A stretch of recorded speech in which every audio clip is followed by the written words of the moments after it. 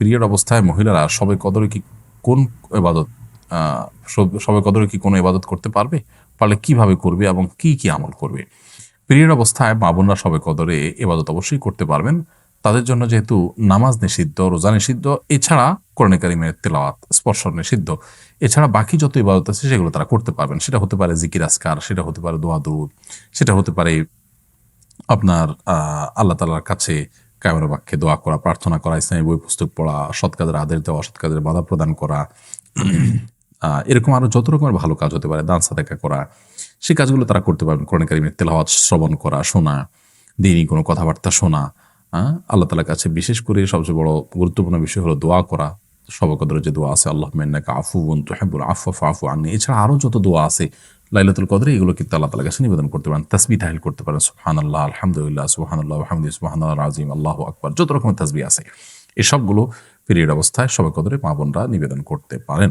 তাতে শবে কদরের যে ফজিলত এবং মর্যাদা, মাহাত্ম্য, সেটা তারাও লাভ করার সুযোগ থাকছে তাদের জন্য। আরিফুর রহমান লিখেছেন, ২৭ রমজানের কি বিশেষ কোনো ফজিলত আছে?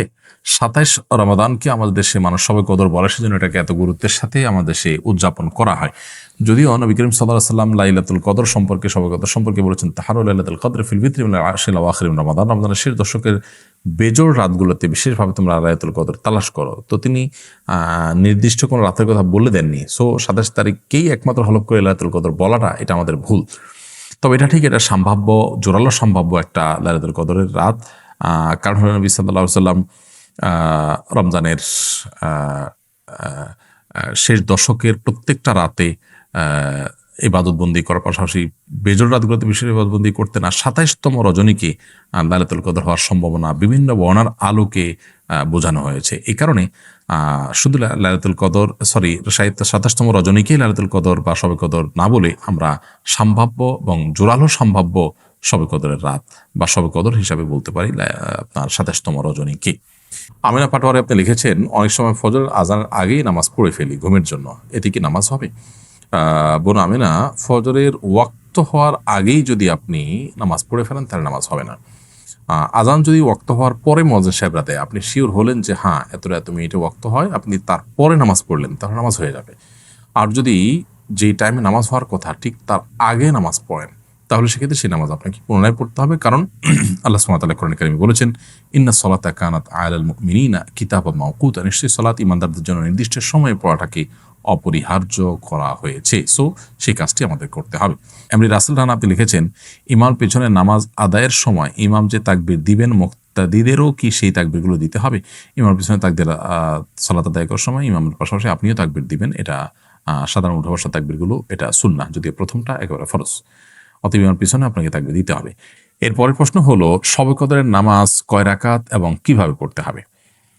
দেখুন, লাইলাতুল কদর যেটাকে আমরা শবে কদর বলছি, এই কদরের নামাজ আমরা ২ রাকাত করে পড়বো। অর্থাৎ কদর রাতে আমরা যে ইবাদতবন্দি করবো এর ভিতরে প্রধান ইবাদত তো নামাজ, তো সেই নামাজটা ২ রাকাত করে পড়বো। হতে পারে সেটা আপনার যে কোনো ছোট ছোট সূরা দিয়ে কিংবা বড় কোনো সূরা দিয়ে, আপনার যদি বড় সূরা মুখস্থ থাকে তো বড় সূরা দিয়ে করলেন, ছোট সূরা দিয়ে মুখস্থ হলে একটা সূরা কয়েকবার করে পড়লেন। তবে লক্ষ্য রাখতে হবে এই নামাজগুলো যেন অনেক লম্বা সময় ধরে হয়, ধীরস্থিরতার সাথে হয়। রুকু হবে অনেক দীর্ঘ, রুকু থেকে সুন্দর করে সোজা হয়ে উঠে টান হয়ে দাঁড়িয়ে অপেক্ষা করবেন একটু, এরপর আস্তে আস্তে আপনি সেজদা যাবেন। সেজদায় যত বেশি সময় ব্যয় করতে পারেন তত ভালো।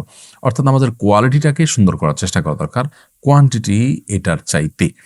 আমরা অনেকে এই জাতীয় সময়গুলোতে লাইলাতুল কদরে বা এই জাতীয় শবে বরাতে দেখা যায় যে আমরা হিউজ পরিমাণ নামাজ পড়ি, অথচ হুলস্থুল করে তাড়াহুড়ো করে। তো এটার কোনো গুরুত্ব নেই, বরং গুরুত্ব হলো সুন্দরভাবে সালাত আদায় করার। সো লাইলাতুল কদরের নামাজের নিয়ম হলো ২ রাকাত করে পড়বেন। সলাতুল লাইলি ওয়ান নাহারি মাসনা মাসনা, নবী সাল্লাল্লাহু আলাইহি ওয়াসাল্লাম বলেছেন রাত এবং দিনের নামাজ ২ রাকাত করে পড়বেন। এই ২ রাকাত নামাজ যত সময় নিয়ে পড়তে পারেন ততই ভালো। ৪ রাকাত পড়তে পারেন, ৬ রাকাত পড়তে পারেন, ৮ রাকাত পড়তে পারেন, যত রাকাত সংখ্যক আপনি পড়বেন, কিন্তু কোয়ালিটি যেন সে ঠিক থাকে, আস্তে আস্তে যেন পড়েন, সেটা খেয়াল রাখবেন। এ হলো লাইলাতুল কদর নামাজের নিয়ম। এখানে বিশেষ কোনো সূরা ঠিক করা নেই যে প্রথম রাকাতে অমুক সূরা এতবার, দ্বিতীয় অমুক সূরা ততবার। যে কোনো সূরা আপনি সূরা ফাতিহার পর মিলাতে পারবেন। অন্য 10টা নামাজের মতোই এখানে সবকিছুই ওপেন। সো লাইলাতুল কদরে আমরা বেশি বেশি নামাজ পড়বো এবং নামাজের রাকাত সংখ্যা ফিক্স নেই যে এত রাকাতই পড়তে হবে। আপনার যতটুকু তৌফিকুল আসবে ততটুকু পড়বেন। তবে ২ রাকাত করে যে পড়বো আমরা, সেখানে বিশেষ কোনো পদ্ধতি, সূরা ইত্যাদি ফিক্সড নেই, সাধারণ নিয়ম আমরা পড়বো ইনশাআল্লাহ তাআলা। অতএব শবে কদরের নামাজের নিয়মটা আমরা জানলাম এবং কত রাকাত পড়বো রাকাত সংখ্যাও ফিক্স নেই যে এত রাকাত পড়তে হবে, এর বেশি পড়া যাবে না বা এর কম পড়া যাবে না, এরকম কোনো কিছু নেই। এমডি এমন হুসাইন আপনি লিখেছেন, কিভাবে আল্লাহর পথে ফিরে আসতে পারি এবং আল্লাহর পথে নিজেকে ধরে রাখতে পারি? দেখুন, আল্লাহর দিকে ফিরে আসার জন্য দরকার হলো ঐকান্তিক প্রচেষ্টা, সিরিয়াসনেস, দিলের গভীর থেকে মানুষের সদিচ্ছা। আল্লাহ সুবহানাহু ওয়া তাআলা বলেছেন, ওয়াল্লাযীনা জাহাদু ফীনা লানাহদিয়ান্নাহুম সুবুলানা, যারা আমার পথে আসার জন্য আপ্রাণ চেষ্টায় রত থাকে, আল্লাহ বলেছেন তাদেরকে অবশ্যই অবশ্যই আমি আমার পথে আসার বহুমুখী পথ দেখিয়ে দিব। এই জন্য আল্লাহর পথে আসার জন্য সিরিয়াসনেস থাকা দরকার, সর্বোচ্চ চেষ্টা থাকা দরকার, এবং সেই সাথে আল্লাহ সুবহানাহু ওয়া তাআলার কাছে দোয়া, পরিপূর্ণ মনোনিবেশ এবং আল্লাহর কাছে আমাদের প্রার্থনা করা উচিত। তাহলে ইনশাআল্লাহ দিনের পথে ফিরে আসা সহজ হবে। সেই সাথে দিনের পথে টিকে থাকার জন্য আমাদের প্রয়োজন হলো দিনদার মানুষদের একটা ভালো সার্কেল, একটা ভালো পরিবেশ, একটা ভালো বন্ডিং এবং সোসাইটি।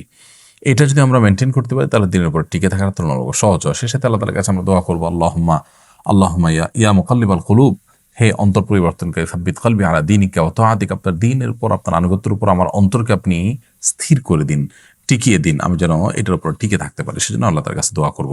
কোরআনের একটা আয়াত আছে, আমরা সেটা দোয়া করতে পারি, রব্বানা লা তুযিগ কুলুবানা বা'দা ইয হাদাইতানা ওয়া হাব লানা মিন লাদুনকা রাহমাহ ইন্নাকা আনতাল ওয়াহ্হাব।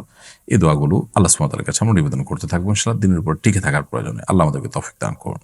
আব্দুল আহাদ আপনি লিখেছেন, বিতরের সালাত জামাতে পড়বো নাকি তাহাজ্জুদের সালাতের সাথে পড়বো, কোনটা উত্তম? রমজান মাসে বিতরের সালাত জামাতের সাথে পড়াই উত্তম। বিতরের সালাত জামাতের সাথে পড়ে ফেললে ভোর রাতে আপনি চাইলে আবার তাহাজ্জুদও পড়তে পারবেন না তা না, তবে সাধারণ অবস্থাতেই নবী সাল্লাল্লাহু আলাইহি ওয়াসাল্লামের নির্দেশনা হলো যে আলু আখিরা সালাতিকুম বিল্লাইল, ভিতরে তোমাদের রাতের শেষ নামাজ যেন ভিতির হয়।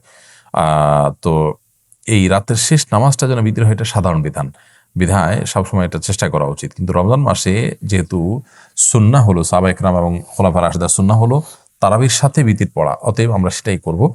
এরপরে ভোর রাতে কেউ তাহাজ্জুদ পড়তে চাইলে সেটাও পড়া যাবে, সেটা অপশনের কারণে, অর্থাৎ এটি মূল বিধান নয়। তবে যেহেতু রমজান মাসে আমরা তারাবি পড়ার পর, তার ভিতির পড়ার পর আবার সুযোগ থাকছে ভোর রাতে তাহাজ্জুদ পড়া, সেটা আমরা চাইলে করতে পারি। এরপরে প্রশ্ন হলো, রমজানের শেষ দশকের গুরুত্বপূর্ণ দিনগুলো অতিবাহিত হচ্ছে, এই দিনগুলোতে আমাদের কি করা উচিত? রমজানের শেষ দশকের 5টি দিন অতিবাহিত হচ্ছে, আর সামান্য কয়েকটা দিন বাকি আছে। প্রিয় নবী সাল্লাল্লাহু আলাইহি ওয়াসাল্লাম রমজানের শেষের দিকে সেই ইবাদত বন্দেগীর পরিমাণ আরো বাড়িয়ে দিতেন। বিশেষ করে রমজানের শেষ দশকের প্রত্যেকটা দিন এবং প্রত্যেকটা রাত তার কাছে খুবই গুরুত্বপূর্ণ ছিল। কানা ইয়াজতাহিদু ফীহি মা লা ইয়াজতাহিদু ফী গায়রি, তিনি এই দশকে ইবাদত বন্দেগীর জন্য যত বেশি চেষ্টা এবং সাধনা করতেন, অন্য কোনো সময় ইবাদত বন্দেগীর জন্য এত সাধনা, এত চেষ্টা, এত পরিশ্রম তিনি করতেন না।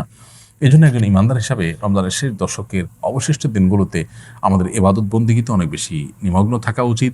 প্রিয় নবী সাল্লাল্লাহু আলাইহি ওয়াসাল্লাম রাত জুড়ে ইবাদত বন্দেগী করতেন, রাত জুড়ে জেগে থাকতেন রাত জুড়ে, এবং পরিবার লোকদেরকে জাগিয়ে তুলতেন, রমজানের শেষ দশকে ইতিকাফ করতেন, এবং তিনি এই দশকে যে পরিমাণ ইবাদত করতেন তার জীবনে অন্য কোনো সময় করতেন না।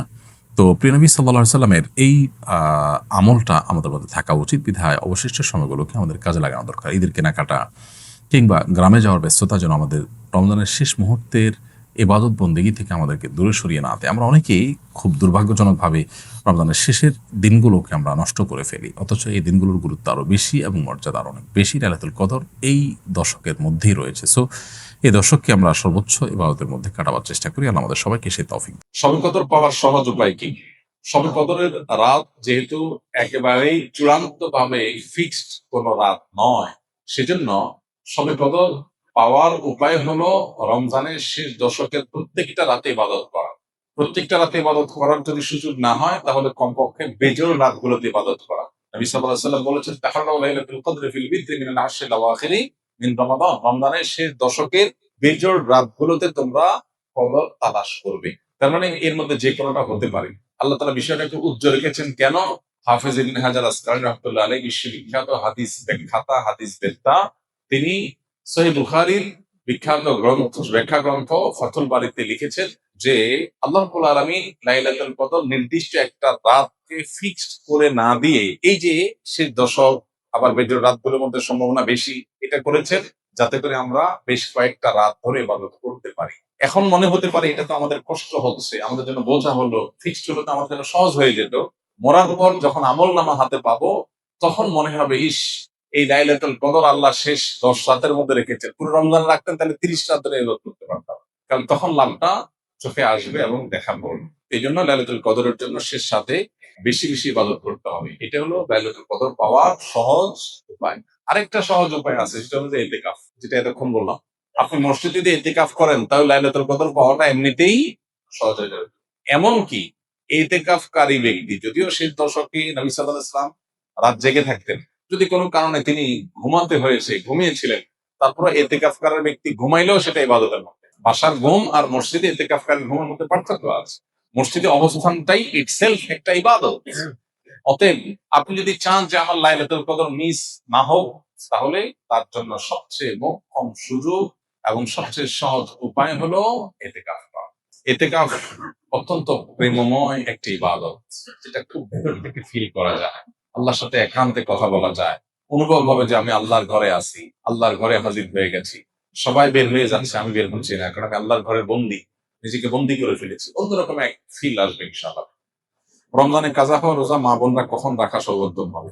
সবচেয়ে উত্তম হলো সকালের মধ্যে রেখে ফেলা, যত আগে রাখা যায়। যদি সেটা না রাখা যায়, পরবর্তী রোজার আগে আগে রেখে ফেলা উচিত। আয়েশা রাদিয়াল্লাহু তাআলা আনহা তার ভাঙতি যে রোজাগুলো হতো, সেগুলো তিনি পরবর্তী রমজানের আগে শাবান মাসে রেখে ফেলতেন। তিনি এর মধ্যে রাখতে পারতেন না কেন? কারণ নবী সাল্লাল্লাহু আলাইহি ওয়াসাল্লাম তার সাথেই থাকতেন, এবং নবী সাল্লাল্লাহু আলাইহি ওয়াসাল্লাম সাথে থাকার কারণে, স্বামীর সাথে থাকার কারণে স্বামীর হাজত বা প্রয়োজনকে মাথায় রেখে রোজা রাখতে সুযোগ পেতেন কম। এদিকে শাবান মাসে নবী বেশি বেশি নফল রোজা রাখতেন।